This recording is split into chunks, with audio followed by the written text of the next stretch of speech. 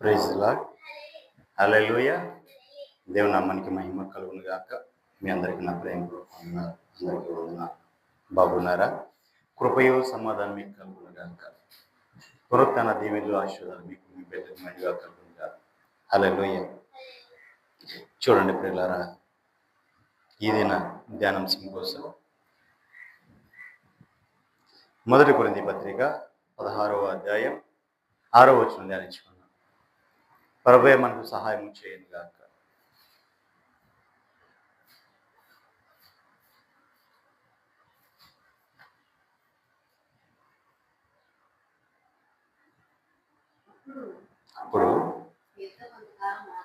అప్పుడు మీ యొద్ద కొంతకాలము ఆగవచ్చును.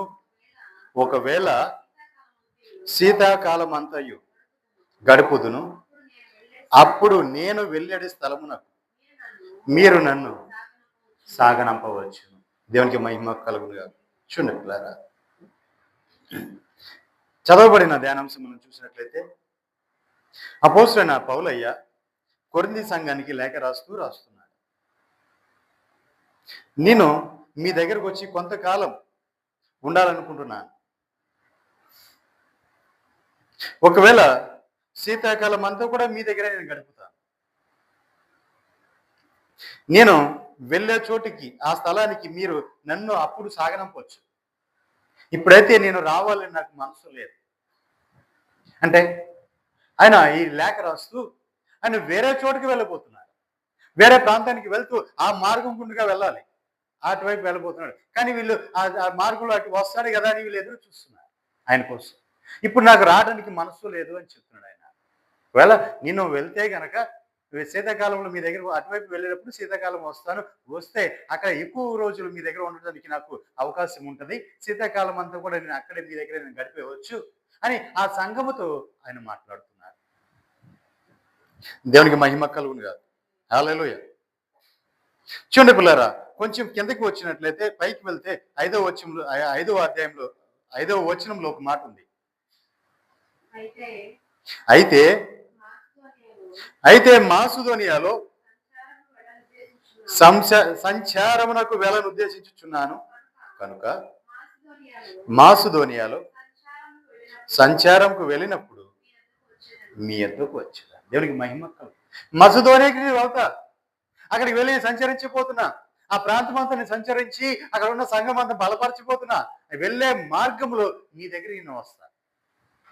దేవునికి మహిమ కలుగు అని అపోస్తలుడైన పౌలు గారు కొరింథీ సంఘంతో చెప్తున్నారు. దేవునికి మహిమ కలుగును గారు.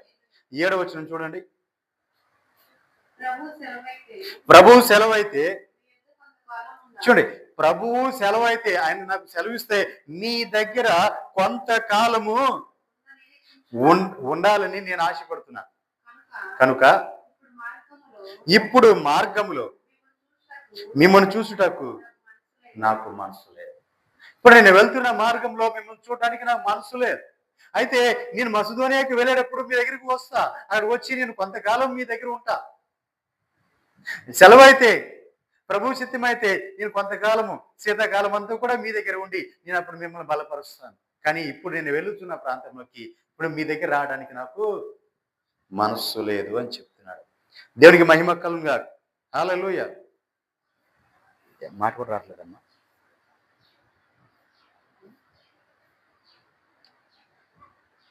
అంతేకాదండి, ఆయన 9వ వచనంలో చూస్తే ఒక మాట మాట్లాడుతున్నాడు. కార్యానుకూలమైన మంచి సమయం నాకు ప్రాప్తించినది. హల్లెలూయా. ఈ రాలేకపోవడానికి కారణం ఆయన చెప్తున్నారు. రాలేకపోవడానికి అంటే ఇప్పుడు మీరు అటువైపు వెళ్తున్నారు కాబట్టి మీ దగ్గరికి రావడానికి మనసు లేదు అని చెప్పడానికి ఆ మాట చెప్తూ దాంతో ఎందుకు రాలేకపోతున్నాను అనే దానికి కూడా ఆయన మాటలు చెప్పాడు. అక్కడ ఏమని చెప్పాడంటే, కార్యానుకూలమైన మంచి సమయం నాకు ప్రాప్తించి ఉన్నది.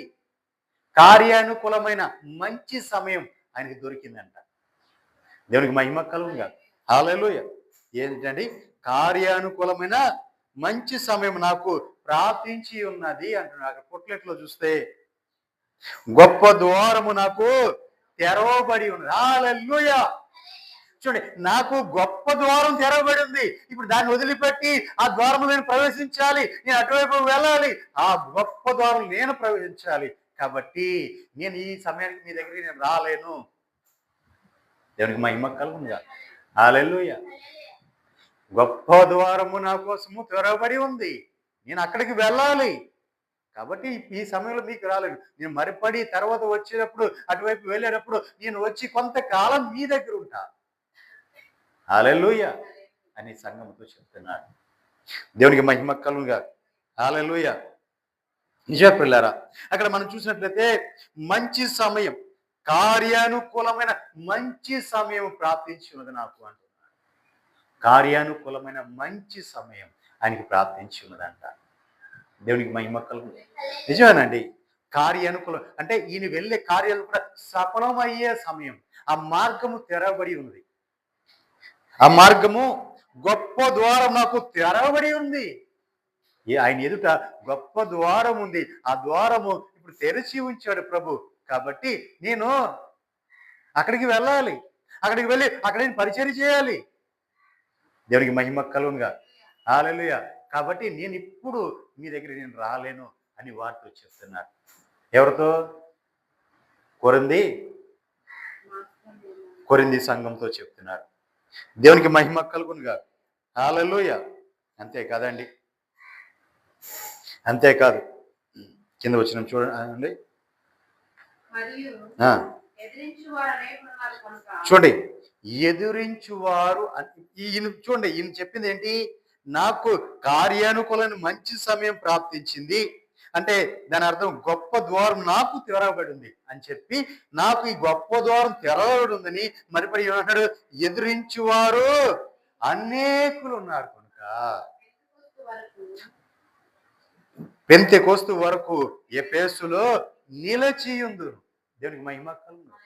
ఎదురించేవారు ఎక్కువైపోయారు. నిజమేనండి, దేవుని పని నమ్మకంగా చేయాలి, నమ్మకంగా ఉండాలి, అనేకులు ఆయన రాకడకు సిద్ధపరచాలి, ఆయన రాజ్యంలో చేర్చాలి అనే ఆశ కలిగి ఉన్న ప్రతి దైవజనుడు కూడా అనేకమైన సమస్యలు ఎదురవుతూ ఉంటాయి, అనేక మంది శత్రువులు ఎదురవుతూ ఉంటారు. అపవాది వాళ్ళని ఆ విధంగా వాడుకుంటూ ఉంటారు. దేవునికి మహిమ కలుగునుగా. ఇక వాళ్ళ పనంతా అదే, ఎదుటి వాడిని చెడగొట్టడమే, ఆ సేవకుడు పనిచేస్తున్న వాడిని చెడగొట్టడమే. ఎందుకంటే వాడు సత్యంలో తీసుకువెళ్తున్నాడు, నీతిలో కడుతున్నాడు, ఆయన రాజ్యంలో సిద్ధపరుస్తున్నాడు, నీతిలోంచి ఆ సత్యంలో సర్వసత్యంలోకి తీసుకుని వెళ్ళడానికి ఆ ప్రయాసపడుతున్న ఆ సేవకుడు ఇవన్నీ ఏదో విధంగా చెడగొట్టాలి. ఇది చెడిపోయింది కాదు, అనేకులు చెడగొట్టాలి. దేవునికి మహిమ కలుగునుగా. ఇక ఇదే పని వాళ్ళకి. అందుకే చెప్తున్నాడు, శత్రువులు నాకు అనేకములు ఉన్నారు. దేవునికి మహిమ కలుగునుగా. హల్లెలూయా. ఎదురించి వారు అనేకులు ఉన్నారు కనుక పెంతెకోస్తు వరకు నేను ఎఫెసులోనే నిలిచి ఉందును. పెంతెకోస్తు పండగ వరకు కూడా నేను అక్కడే ఉంటా. పెంతెకోస్తు దినం వరకు కూడా నేను అక్కడే ఉంటా. నన్ను ఎదిరించేవారు అనేకులు ఉన్నారు. దేవునికి మహిమ కలుగునుగా. హల్లెలూయా. కాబట్టి ఓ కొరింథీ సంఘమా, మీరు ఏం చేస్తారు అంటే 13వ వచనం చూద్దాం. మెలకువగా ఉండండి, విశ్వాసమందు మెలకువగా ఉండండి. రెండోది విశ్వాసమందు నిలకడగా ఉండండి. మూడోది పౌరుషము గలవారై ఉండి బలవంతులై ఉండాలి. మీరు చేయు కార్యములని ప్రేమతో చేయుడి. దేవునికి మహిమ కలుగునుగా. ఏం చేయాలండి? మెలకువ కలిగి ఉండాలి. కొరింథీ సంఘానికి నేను పత్రిక రాసి నేను అటువైపు వెళ్తలేదు, ఇప్పుడు నాకు ద్వారం తెలుస్తుంది కాబట్టి నేను ఆ ప్రాంతానికి వెళ్తున్నా, నేను తర్వాత వస్తా మీ దగ్గరికి, తర్వాత వచ్చి మిమ్మల్ని బలపరుస్తా నేను. కానీ నేను వచ్చే వరకు మీరు ఏం చేయాలంటే, ఒకటి మెలకువగా ఉండండి, రెండు మీ విశ్వాసమందు నిలకడగా ఉండండి, మూడు పౌరుషము గలవారై ఉండండి, నాలుగు బలవంతులై ఉండండి, ఐదవది మీరు చేయు కార్యములన్నీ కూడా ఎలాగో చేయాలి? ప్రేమతో చేయాలి. దేవునికి మహిమ కలుగును. ప్రేమతో చేయాలి. ఏ కార్యం చేసినా ప్రేమతో. సంఘంతో చెప్తున్నాడండి మాట, సంఘముతో చెప్తున్నాడు. ఏమని? మీరు చేయవన్నీ కూడా ప్రేమతో చేయండి. ఒకే సంఘానికి వెళ్తాం, ఒకరంటే ఒకరి పడదు. ఒకే సంఘానికి వెళ్తాం, ఒక అమ్మ అంటే ఇంకొక అమ్మకి పడదు. దేవునికి మహిమ కలుగునుగా. ఈ అమ్మ ముందెళ్ళి కూర్చుంటది, ఆ అమ్మ వచ్చేవాళ్ళు కింద పైన చూస్తూ ఉంటది. దేవునికి మహిమ కలుగునుగా. ఎక్కడ? సంఘములోని, ఒకే సంఘంలో. ఏం లేదు అక్కడ? ప్రేమ లేదు, ద్వేషం, అసూయ, కుళ్ళు, కుషిద్దం నిలువెల్లా నిండిపోయి ఉంటాయి. దేవునికి మహిమ కలుగునుగా. హల్లెలూయా. నిజమే పిల్లారా, ఇలాంటి వారి సంఘంలో చాలా మంది ఉంటారు. ఇక వాళ్ళు కింద పైన దగ్గర చూడటమే వీళ్ళ పని. అట్టుంది ఎట్టుంది, అది కట్టుకొచ్చింది, ఇది కట్టుకొచ్చింది, ఆ చీర కట్టుకొచ్చింది, ఎట్ట వేసుకొచ్చింది, ఎట్టుందో చూడు, ఇక ఇదే పని. దేవునికి మహిమ కలుగునుగా. మందిరానికి వెళ్ళాము, మనస్ఫూర్తిగా దేవుని ఆరాధించుకున్నాము, ఆయన మాటలు హృదయం నింపుకున్నాము, మేము ఇంటికి సంతోషంగా వచ్చాము అని ఉండదండి. వెళ్ళిన కానించి ఇదిగో బిల్ల, ఇదిగో అమ్మ, ఇదిగో అక్క, ఇదిగో చెల్లి, అది చూడు ఎట్ట చేసిందో, ఇట్ట తెలుసా, ఇట్టాగంట అట్టాగంట, ఇక ఏ పనులు. ఆ చెప్పుడు కూడా ఇవే చెప్తుంటాడు. దేవునికి మహిమ కలుగునుగా. అది ఏం చేసింది, ఏం చేసింది, ఆ ఇంట్లో ఏం జరిగింది, ఈ ఇంట్లో ఏం చేసింది, ఇవే వస్తూ ఉంటాయి అక్కడ. సంఘాలు కూడా ఇదైపోతున్నాయండి.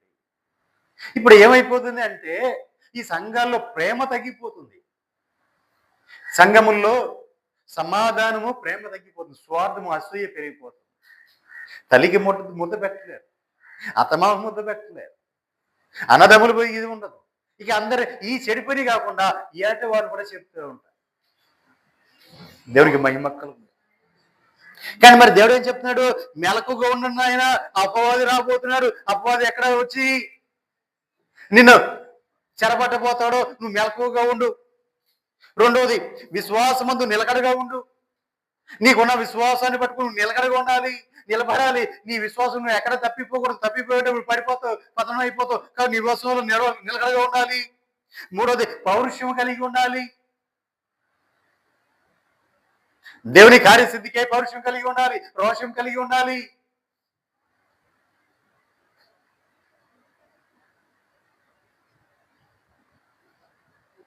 నాలుగోది, బలవంతులై ఉండాలి, ఎక్కడ కూడా పడిపోకూడదు, బలము పొంది ఉండాలి. ఏ బలము? కండ బలము, అంగ బలము కాదు. కండ బలమున అంగ బలం, నాకేంటి నా వెనకల 10 మంది ఉన్నారు సంతానం, వచ్చి పడిపోతారు మీద, అది కాదు కావాల్సింది. బలము, ప్రార్థనా బలం కలిగి ఉండాలి, ప్రార్థనా బలం కలిగి ఉండాలి. దేవుని సన్నిధిలో నిలబడ్డామంటే రోషము కలిగి, పౌరుషము కలిగి ఉండాలి. దేవునికి మహిమ కలుగునుగా. హల్లెలూయా. పౌరుషము కలిగి ఉండాలి, బలవంతులై ఉండాలి. ఎక్కడ కూడా దేనికి కూడా మనం బెసకూడదు, పడిపోకూడదు. దేవుని బలము కలిగి మనం ఉండాలి. అపవాదిని ఎదిరించగలిగిన బలము కలిగి మనం ఉండాలి. దేవునికి మహిమ కలుగునుగా. హల్లెలూయా. అంతేకాదండి, ఇంకా మీరు చేసే ఏ కార్యమైనా సరే, మీరు చేసే ఏ పనైనా, సంఘంలో చేసే ఏ పనైనా ఎలా ఉండాలి? ప్రేమతో చేయాలి. దేవునికి మహిమ కలుగునుగా. ప్రేమతో చేయాలి. ఏ కార్యము చేసినా ప్రేమతో చేయాలి. ఈ మధ్య సంఘాల్లో ప్రేమలు ఎక్కువైపోయినాయి. దేవునికి మహిమ కలుగునుగా. ఎంతగా ఎక్కువైపోయినాయి అంటే, బయట వాళ్ళ మీద ఉన్న ప్రేమ విశ్వాసుల్లో ఉండదు, సంఘములో ఉండదు. ఇంకో విషయం చెప్పమంటారా? బయట వాళ్ళని ప్రేమించినట్టు సేవకుడిని, సొంతగా కోసం మొరపెట్టే సేవకుడిని, నడిపించే సేవకుని ఈ రోజున ప్రేమించే మనసు లేకుండా, ఆ సేవకుడు ఎట్టంట, ఈ సేవకుడు ఎట్టంట. మొన్న ఒకసారి సేవకుల మీటింగ్కి వెళ్ళామండి. మొన్న ఈ మధ్య సేవకుడు మీటింగ్కి వెళ్ళాం. సేవకుల్లో ఒక లంచ్ టైంలో ఒక సేవకుడు ఇంకో సేవకుడితో మాట్లాడుతున్నాడు, పక్కన నుంచి ఇంకో సేవకుడితో మాట్లాడుతూ, అయ్యగారు మా సంఘంలో ఆశీర్వాదం లేదని చెప్పి వెళ్ళిపోయారని, ఒక కుటుంబం వెళ్ళిపోయిందండి. ఆయన అంటాడు, మరి ఆశీర్వాదం గురించి చెప్పపోయావా, ఆశీర్వాదం గురించి చెప్పపోయావా అన్నాడు. లేదయ్య గారు, అసలు మీ సంఘంలో ఆశీర్వాదం లేదని చెప్పి వెళ్ళిపోయారు. దేవునికి మహిమ కలుగునుగా. హల్లెలూయా. ఏం లేదంటండి, ఆ కుటుంబంలో, ఆ సంఘంలో ఏం లేదంట, ఆశీర్వాదం లేదంట. ఇక ఆ మాటలు వెళ్ళాక నేను పక్కకు వచ్చేసాను. నేను వింటే గొడవే జరుగుద్ది అక్కడ. దేవునికి మహిమ కలుగును గాక. హల్లెలూయా. నిజమే పిల్లారా, సంఘములో ఆశీర్వాదం లేకపోవడం ఏంటి? సంఘములో ఆయన సార్వత్రిక సంఘం, ఆయన జ్యేష్ఠుల సంఘం, ప్రథమ సంఘం. ఆ సంఘంలో నువ్వు ఎత్తబడడానికి అర్హత ఉందా? ఆ సంఘంలో నిలబడడానికి నీకు అర్హత ఉందా? యోగ్యత ఉందా? ఒక ఆశీర్వాదం రావాలి, ఒక ఆశీర్వాదం పొందుకోవాలి, ఆశీర్వాదాన్ని పొందుకొని అనుభవించాలి. ఆశీర్వాదం నీ దగ్గరికి రావాలి, ఆశీర్వాదం నువ్వు పొందుకోవాలి, పొందుకున్న దాన్ని నువ్వు అనుభవించాలి. అనుభవించాలి అంటే అర్హత కావద్దా? అబ్రాహాముని దేవుడు ఆశీర్వదించాడు. నేటి వరకు భూమి మీద అబ్రాహాం యొక్క ఐశ్వర్యము నిలిచే ఉంది. వాక్యమే అది. మరి అబ్రాహాము దేవుడు అంతగా ఆశీర్వదించాడు. నేటి వరకు కూడా ఆయన ఒక ఐశ్వర్యము భూమి మీద నిలుచుకుంటున్న కారణం ఏంటి? దేవునికి మహిమ కలుగునుగా. అబ్రాహాము పిలువబడ్డాడు. పిలువబడినప్పుడు అబ్రాహాం మనసు, అబ్రాహాం దేవుని మాట యందు ఆ మాటనే నీతిగా ఎంచుకున్నాడు. ఆ విశ్వాసం అది బలపరుచుకున్నాడు. దేవుడు ఎటు వెళ్ళమంటే చెప్పిన చోటికి ఎటు వెళ్ళాలో తెలియని పరిస్థితిలో కూడా చెప్పిన చోటికి వెళ్ళి నిలబడ్డాడు. ఎదురు చూశాడు. అబ్రాహామా, నీకు నేను కుమారుని ఇస్తాను అంటే ఎదురు చూశాడు. 25 సంవత్సరాలు ఎదురు చూశాడు. 25 సంవత్సరాలు తర్వాత కుమారుడు పుట్టాడు. కుమారుడు పుట్టిన 25 సంవత్సరాలకి నీ కుమారుడు నాకు బలి ఇవ్వమన్నాడు. అంటే టోటల్ అబ్రాహాం ఎదురు చూసింది 50 సంవత్సరాలు.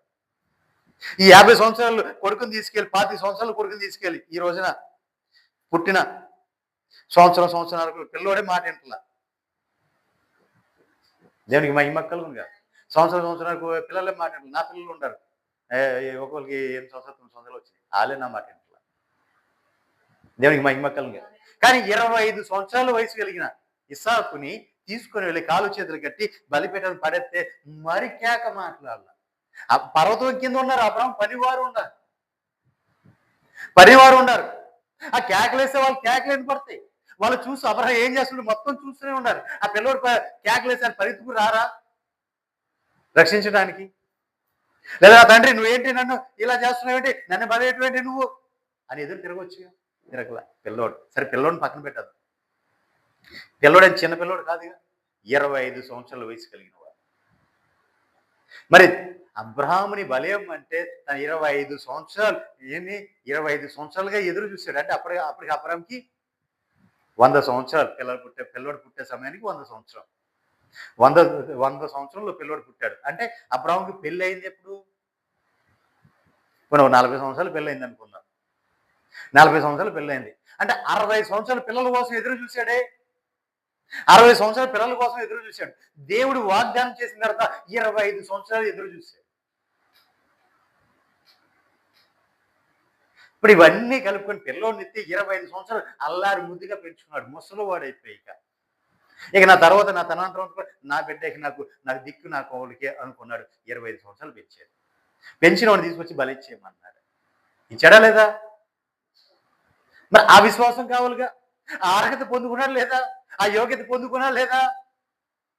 అంతేకాదండి, దేవుడు తండ్రి కుమార పరిశుద్ధాత్మ రూపంలో అబ్రాహాం దర్శించి వచ్చినప్పుడు తర్వాత అబ్రాహాంతో అంటున్నాడు, అబ్రాహ్మా, ఇదిగో అబ్రాహాము తన బిడ్డలకు నా విధులను కట్టడాలు నేర్పిస్తాడు, తన బిడ్డలు కూడా ఎలా ఉండాలో నేర్పిస్తాడు, నాకు తెలుసు, అది నేను ఎరిగి ఉన్నాను. దేవుడి సాక్ష్యం ఇచ్చాడు ముందుగానే.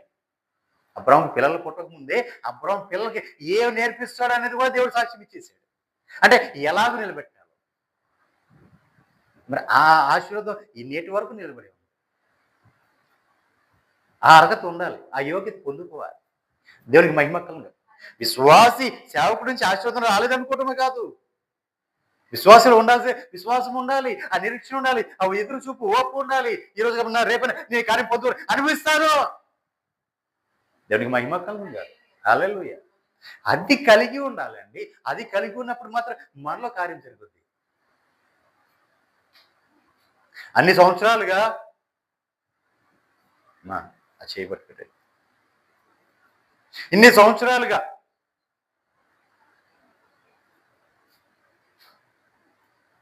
ఎదురు చూసిన అబ్రాహాం జీవితంలో కార్యం జరగలేదా? దేవునికి మహిమ కలుగును గాక. హల్లెలూయా. నిజం పిల్లలు ఆలోచించాలి. ఒక ఆశీర్వాదం పొందుకున్నామా? ఆశీర్వాదం పొందుకోవడం వేరు. దానికి ముందు అర్హత ఉందా లేదా ఆశీర్వాదానికి అనే ముందు అర్హత పొందిన తర్వాత ఆశీర్వాదం పొందుకోవాలి. ఆశీర్వాదం పొందుకున్న తర్వాత దాన్ని అనుభవించే అర్హత కూడా మనకు కావాలి. ఆశీర్వాదం ఒకటి పొందుకోవడం ఒకటి సరిపోదు. ఆశీర్వాదం మనం పొందుకున్నామండి, వాగ్దానం మనకు దేవుడు చేశాడండి అంటే సరిపోదు. దానిని అనుభవించే యోగ్యత మనలో ఉండాలి. అది మనం అనుభవించాలి. రెండోది దాన్ని నిలబెట్టుకొని మన తర్వాత మన బిడ్డలకు ట్రాన్స్ఫర్ అవ్వాలి. ఆ తర్వాత వారు నిలబెట్టుకొని వారి బిడ్డలకు అది జనరేట్ అవ్వాలి. ఈ అర్హతలన్నీ ఉన్నాయి. ఇవన్నీ ఏది లేకుండా, ఏ క్వాలిటీ లేకోకుండా వచ్చేసి నాకు ఆశీర్వాదం కావాలంటే ఎలా వచ్చేది? దాన్ని అనుభవించాలంటే ఎలా అనుభవించేస్తాం? దేవునికి మహిమ కలుగును గాక. హల్లెలూయా. నిజమే ప్రియులారా,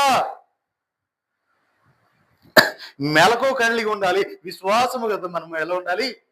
విశ్వాసంలో నిలకడగా ఉండాలి. రెండోది పౌరుషము కలిగి పౌరుషం గలవారై ఉండాలి. నాలుగు బలము పొందుకొని ఉండాలి.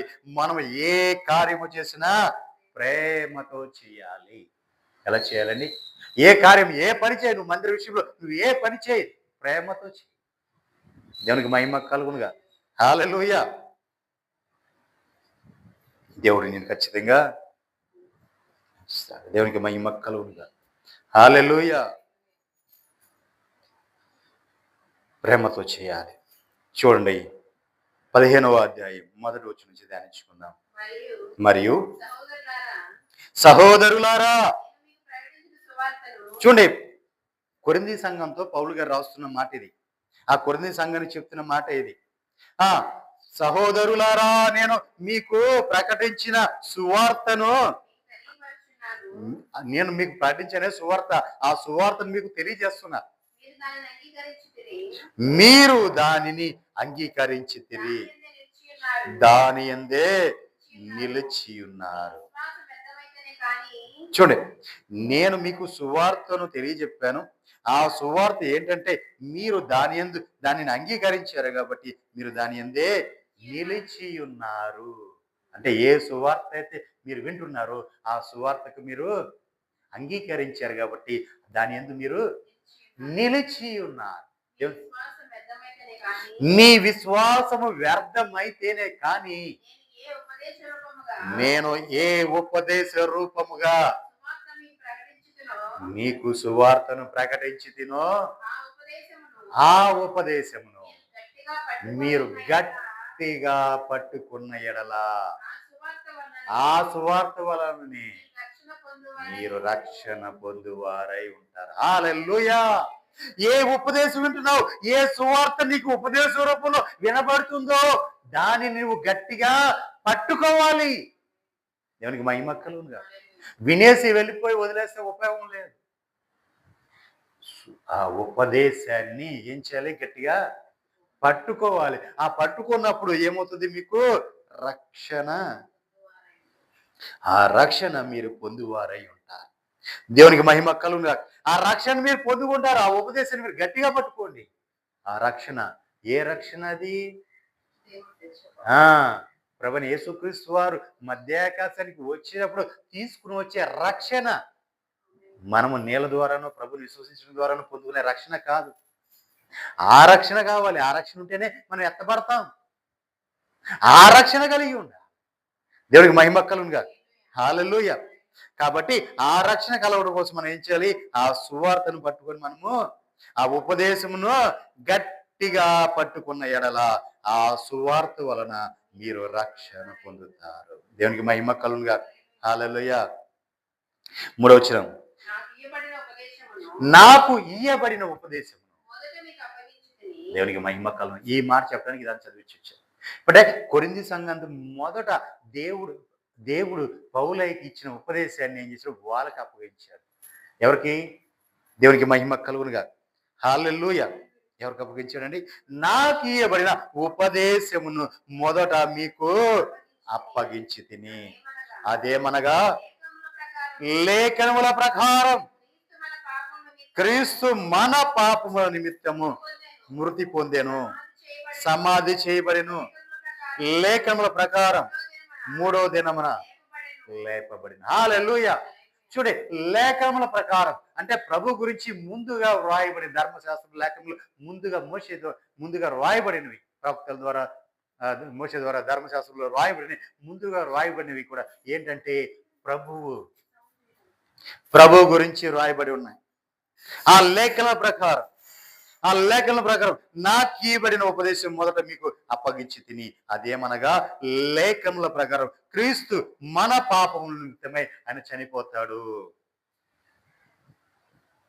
మన పాపముల నిమిత్తమై ఆయన చనిపోతాడు. అదే లేఖన ప్రకారం మన పాపం నిమిత్తమైన మృతి పొంది సమాధి చేయబడి తిరిగి లేఖనం ప్రకారం 3వ దినము లేపబడతాడు. హల్లెలూయా. అంటే ముందుగానే ఆయన గురించి వ్రాయబడిన వాక్యము నెరవేర్పు కోసం ఈయన మన పాపముల నిమిత్తమే చనిపోతాడు. అలాగే ఆయన గురించి రాయబడిన నిమిత్తం 3వ దినం ఆయన తిరిగి లేపబడతాడు. హల్లెలూయా. ఇవన్నీ కూడా ముందుగా రాయబడిన ప్రకారం ఆయన నెరవేర్చడానికి వచ్చాడు అని చెప్పారు. దేవునికి మహిమ కలుగును గాక. హల్లెలూయా. ఆయనకు అప్పగించబడిన సువార్త ఏంటంట? క్రీస్తు మన పాపముల నిమిత్తమై ఆయన చనిపోతాడు, చనిపోయి ఆయన సమాధి చేయబడి 3వ దినమా ఆయన లేపబడతాడు అనేది ఆయనకు అప్పగించబడిన సువార్త. ఆ సువార్త ఆయన ఉపదేశ రూపంలో చెప్పుకుంటూ వచ్చారు. ఆ ఉపదేశాన్ని ఏం చెప్పాడు? గట్టిగా పట్టుకోమని చెప్పాడు. దేవునికి మహిమ కలుగునుగా. హల్లెలూయా.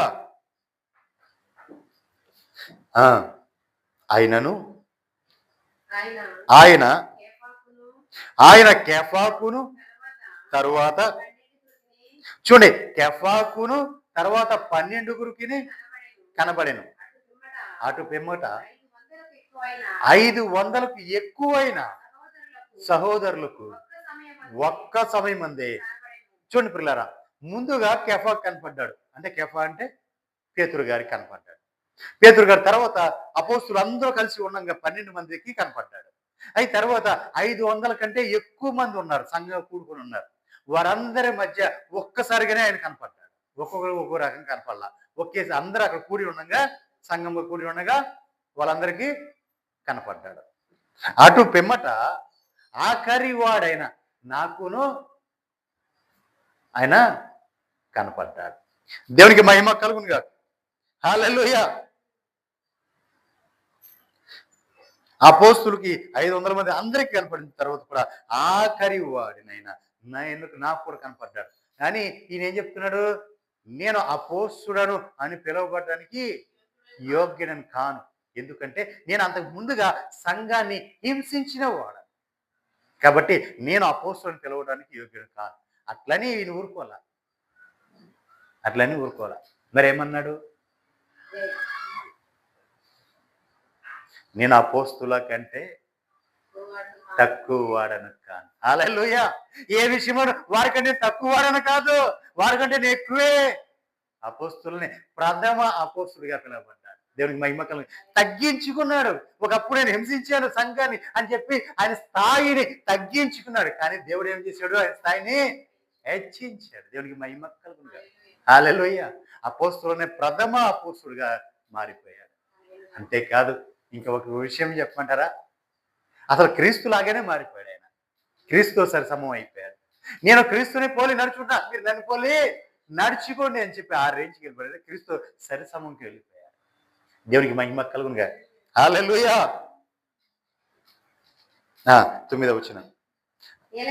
ఏలయనగా నేను అపోస్తులందరిలో నేను తక్కువ వాడను, నేను దేవుని సంఘమును హింసించినందున అపోస్తులు అనబడుటకు నేను యోగ్యుడను కాదు.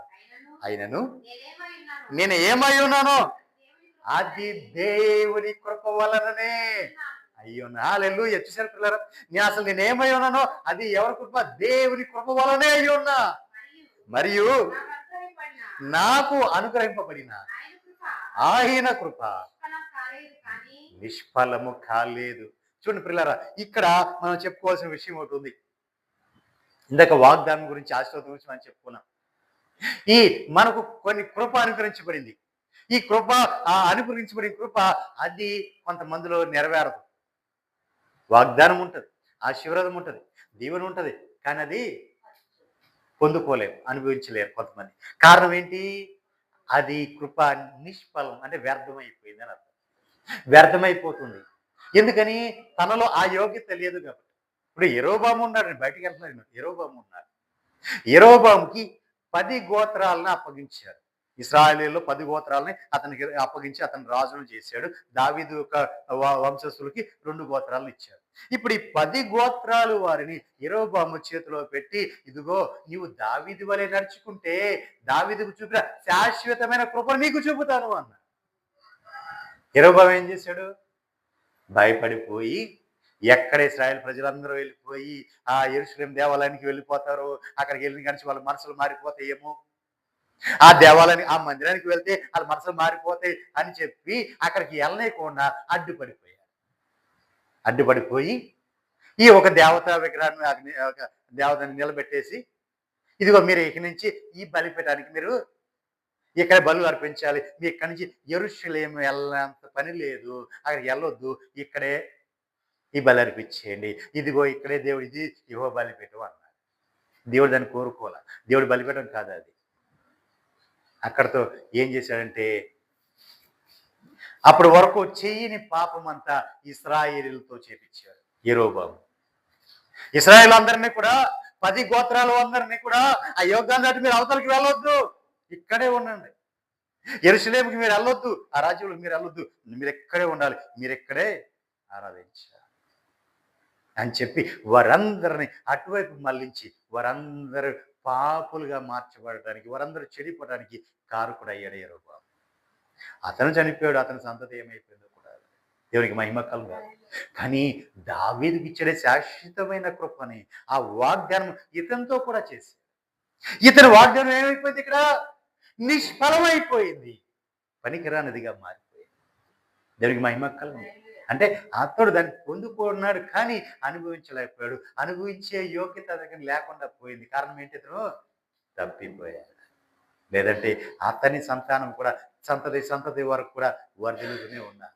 దావీదుకి ఇచ్చిన శాశ్వతమైన కృప నేటి దినము కూడా నెతన్యాహు ఆయన అధికారంలో ఉన్న ఆ దేశంలో, అంటే దావీదు యొక్క మనవడే. దేవునికి మహిమ కలుగునుగా. హల్లెలూయా.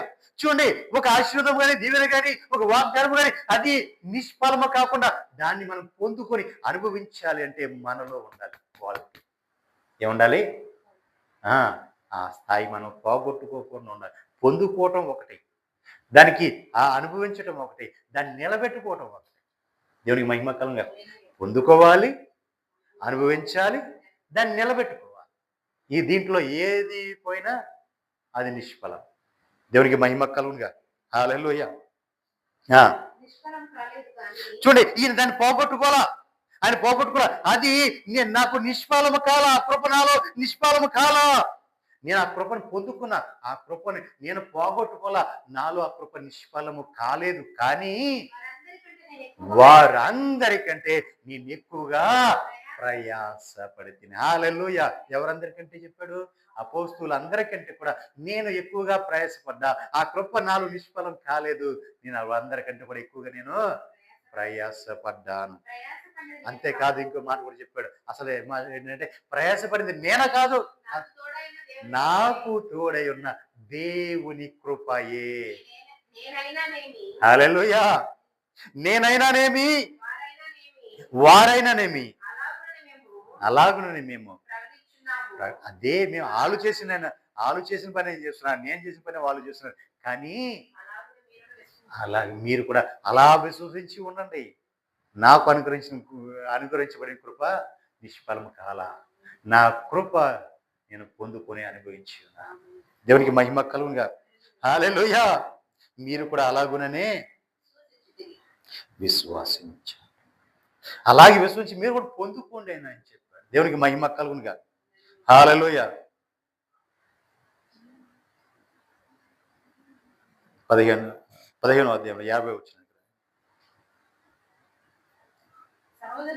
సహోదరులారా నేను చెప్పినది ఏమనగా, రక్త మాంసములు దేవుని రాజ్యమును స్వతంత్రించుకొన నేరవు.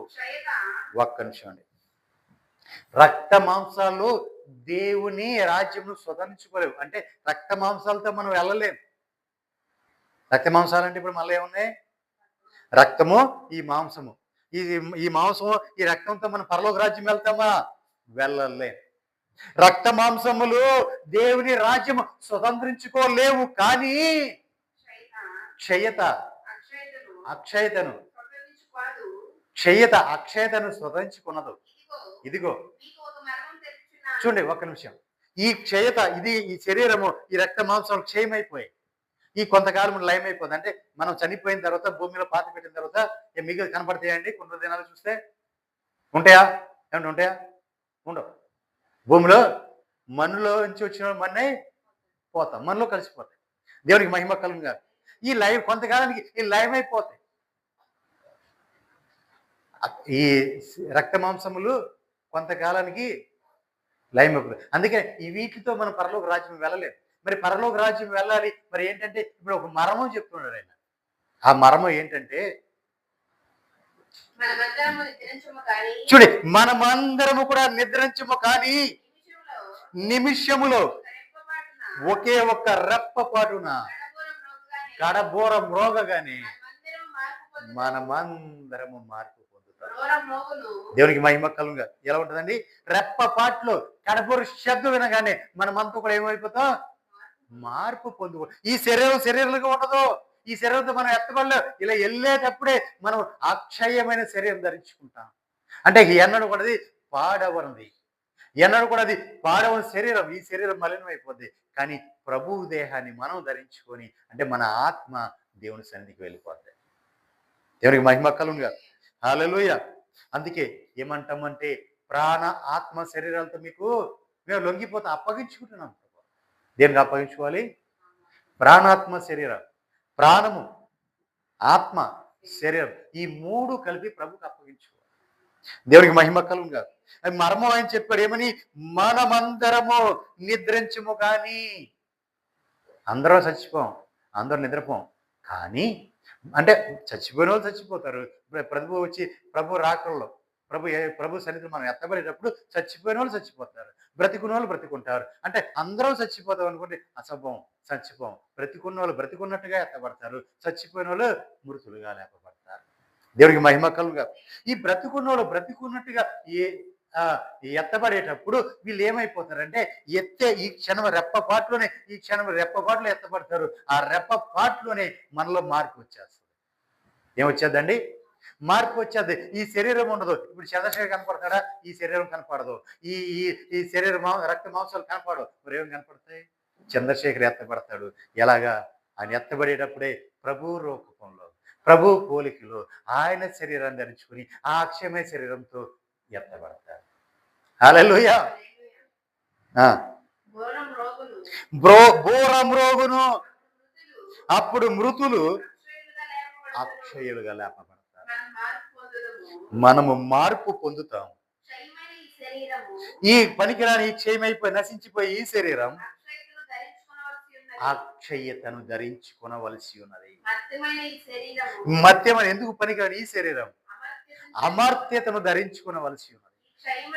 ఈ క్షయమైనది అక్షయతను ధరించుకున్నప్పుడు, ఈ మత్యమైనది అమర్త్యతను ధరించుకున్నప్పుడు విజయమందు మరణము మృంగివేయబడును. హల్లెలూయా. అది విజయ రహస్యం. మరణం యొక్క విజయ రహస్యం అది.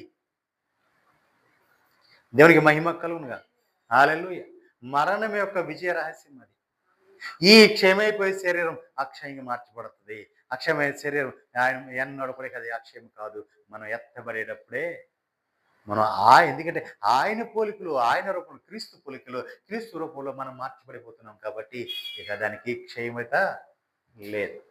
ఇక క్షయం అవటం అంటూ కూడా శరీరానికి మనం ఎలా ఉంటాం? ఇక దేవుని పోలికలు, దేవుని రూపంలో కోట్ల సంవత్సరాలు ఆయనతో కలిసి మనం అక్కడ ఆయన ఆరాధిస్తూ ఉంటాం. దేవునికి మహిమ కలుగుగా. హల్లెలూయా. హల్లెలూయా. ఇప్పుడు ఏమవుతుందంటే మరణమును విజయము మృంగి వేస్తుంది. అంటే మనం జయం పొందుకున్నాం. జయం పొందుకోవడం కాబట్టి ఇక మరణం మనలో ఉండదు. ఎందుకంటే మనం జయం పొందాము. ఆ జయం ఏం చేస్తుంది, మనకి విజయాన్ని ఇచ్చింది. ప్రభువులో మనం జీవింపచేస్తుంది. కాబట్టి ఇక మరణమా నీ విజయం ఎక్కడ? ఓ మరణమా నీ ముల్లెక్కడ? అప్పుడు మనం అడుగుతాం. ఎందుకంటే మరణం మనల్ని ఏమీ చేయలేకపోయింది. దేవునికి మహిమ కలుగును. ప్రభువుని మరణం ఏమైనా చేయగలిగిందా అండి? మరణం ప్రభుని జయించలేకపోయింది. ప్రభువు జయించాడు కాబట్టి ఇప్పుడు ప్రభువుని పొందుకున్న మనము కూడా మరణాన్ని జయిస్తాము. ఆయన పోలికలో, ఆయన రూపంలో మనం ఉన్నాం కాబట్టి. దేవునికి మహిమ కలుగునుగా. హల్లెలూయా, హల్లెలూయా. ఆఖరిగా ఒక మాట చెప్పి నేను ముగిస్తాను. 58వ వచనం.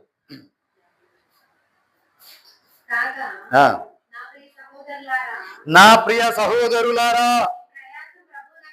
నా ప్రియ సహోదరులారా, మీ ప్రయాస ప్రభువునందు వ్యర్థము కాదని ఎరిగి స్థిరులను కదలని వారును ప్రభు కార్యాభివృద్ధి నందు ఎప్పటికీ ఆసక్తులై ఉన్నారు. దేవునికి మహిమ కలుగును. ఎలా ఉండాలండి? నా ప్రియ సహోదరులారా, మీరు ఎలా ఉండాలంటే మీ ప్రయాసము ప్రభువునందు వ్యర్థము కాదని ఉండాలి. ఎలా ఉండాలి? మీ ప్రయాసము ప్రభువునందు వ్యర్థము కాదు. దేవునికి మహిమ కలుగును. హల్లెలూయా. ఈ దినము నువ్వు వచ్చి మందిరంలో కూర్చున్నావు, అది నీ ప్రయాస, అది వ్యర్థము కాదు. ఈ దినం నువ్వు వచ్చి మందిరంలో పాట పాడావు, అది ప్రయాస, వ్యర్థము కాదు. ఈ దినం నువ్వు వచ్చి మందిరాన్ని శుభ్రం చేసావు, అది నీ ప్రయాస, ప్రభువునందు వ్యర్థము కాదు.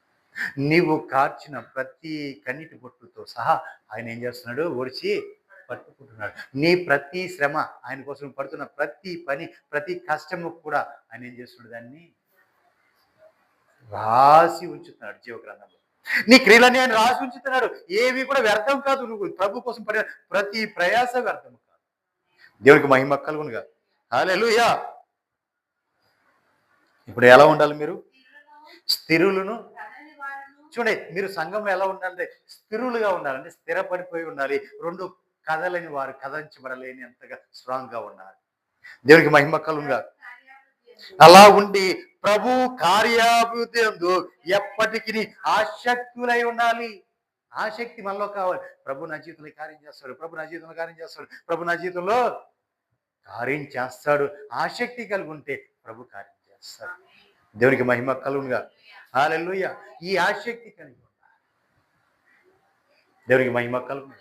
హల్లెలూయా. ఈ ఆసక్తి లేకుండా, ఏమీ లేకుండా ఉంటే ప్రభు మాత్రం కార్యము చేయడు.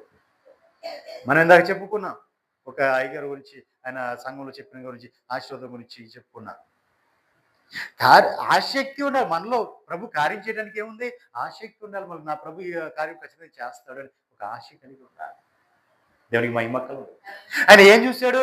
నీలో ఉన్న విశ్వాసాన్ని చూశాడు. విశ్వాసాన్ని చూడబట్టే కదా లాజరుని అక్కడ బ్రతికించాడు. విశ్వాసాన్ని ఎక్కడ చూశాడు? మార్తలో చూశాడా, మరేలా చూశాడా? ఇద్దరిలోనూ చూడాలి. మరి ఎవరిలో చూశాడు? అక్కడికి వాళ్ళు ఓదార్చడానికి కూడి వచ్చిన వాళ్ళలో చూశాడు యేసు ప్రభు విశ్వాసాన్ని. ఆ గుడ్డి వాడిని స్వస్థపరిచిన దేవుడు ఈ చనిపోయిన వాడిని లేపలేడా అన్నాడు. చాలు నాకు ఈ విశ్వాసం, లాజరు రా బయటికి అన్నాడు. దేవునికి మహిమ కలుగునుగా. హల్లెలూయా. ఆ ఆసక్తి కావాలి. నా ప్రభు ఈ కార్యం చేస్తాడని ఆసక్తి నీలో ఉండాలి. ఆ ఉన్నప్పుడు ఖచ్చితంగా నీకు ఈ జీవితంలో కార్యము జరుగుద్ది. అందుకే ఏది కూడా ఆయన మాట నిరార్థకము కాదు, నిష్ఫలము కాదు. అది ఎన్నటికి ఫలిస్తూనే చిగురుస్తూనే విస్తరిస్తూనే వ్యాపిస్తూనే ఉంటుంది. లేదు అంటే సుమారుగా కొన్ని వేల సంవత్సరముల క్రితం ఇచ్చిన వాగ్దానము నేటి వరకు కూడా అవును అన్నట్లుగానే మనం అనుభవిస్తున్నాము అంటే ఆయన మాట జీవం. ఆ జీవం నేటి వరకు జీవిస్తూనే ఉంది. మాటే జీవం. దాన్ని పొందుకొని, ఆ జీవాన్ని పొందుకొని అనుభవించే క్వాలిటీ, అర్హత ఎక్కడ ఉండాలి? మనలో ఉండాలి. దేవునికి మహిమ కలుగునుగా. ప్రియులారా, మరి నేను మూలవాక్యానికి వెళ్తున్నాను. అప్పుడు మీ యొద్ద కొంతకాలం ఆగవచ్చు. ఒకవేళ శీతాకాలమందు ఆ శీతాకాలం అంతయు గడుపుదును. అప్పుడు నేను వెళ్ళే స్థలమునకు మీరు నన్ను సాగనంపవచ్చు. దేవునికి మహిమ కలుగు. కొంత అవకాశం ఇస్తున్నాడు. ఇదిగో నేను ఆ సమయంలో వస్తా, అప్పుడు మీరు సిద్ధంగా ఉండాలి. అప్పటికి వచ్చేపటికి ఎలా ఉండమన్నాడు? ఎలా ఉండమన్నాడు?